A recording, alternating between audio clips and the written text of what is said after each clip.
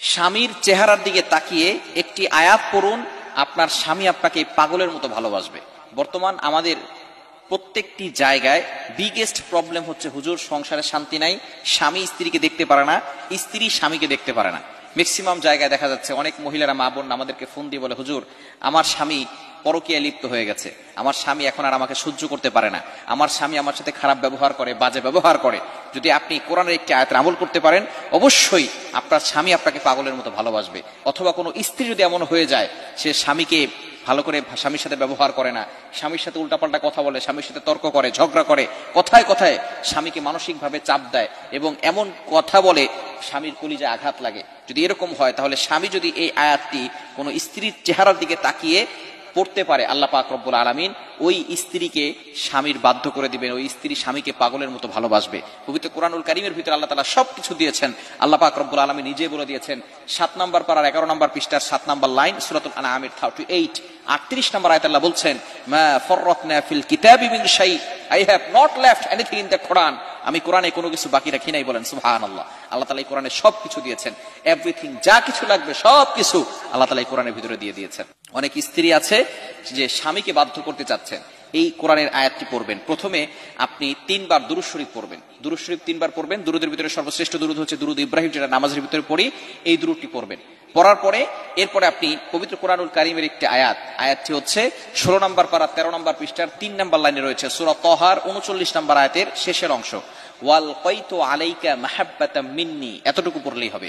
এতটুকু আপনি 11 বার পড়বেন। যখন পড়বেন তখন আপনার স্বামীর চেহারার দিকে তাকাবেন, অথবা কোনো স্বামী যদি তার স্ত্রীকে বাধ্য করতে চায়, স্ত্রীকে তার প্রতি আকৃষ্ট করতে চায়, তাহলে তার চেহারার দিকে তাকিয়ে 11 বার পড়বে। পড়ার পরে আবারও 3 বার দুরূদ শরীফ পড়বে। পড়ার পরে এই যে 11 বার যে পড়বে, এই পড়ার সময় তার স্বামীর কথা স্মরণ করবে এবং স্বামীর চেহারার দিকে তাকিয়ে পড়বে এবং দূর থেকে হলেও একটু ফু দিবে, ইনশাআল্লাহ যাকে বাধ্য করতে চাচ্ছে, আকৃষ্ট করতে চাচ্ছে, সে তার প্রতি আকৃষ্ট হবে এবং তাকে পাগলের মতো ভালোবাসা শুরু করবে। মনে রাখবেন, স্বামী স্ত্রীর মধ্যে যে সম্পর্ক, নবীজি সাল্লাল্লাহু আলাইহি ওয়াসাল্লাম জানিয়ে দিয়েছেন, লাম তারালিল মুতাহাব্বিনা মিসলান নিকাহ, এরকম মধুর সম্পর্ক আমি অন্য কোথাও দেখি নাই, এই মধুর ভালোবাসা আমি অন্য কোথাও দেখি নাই।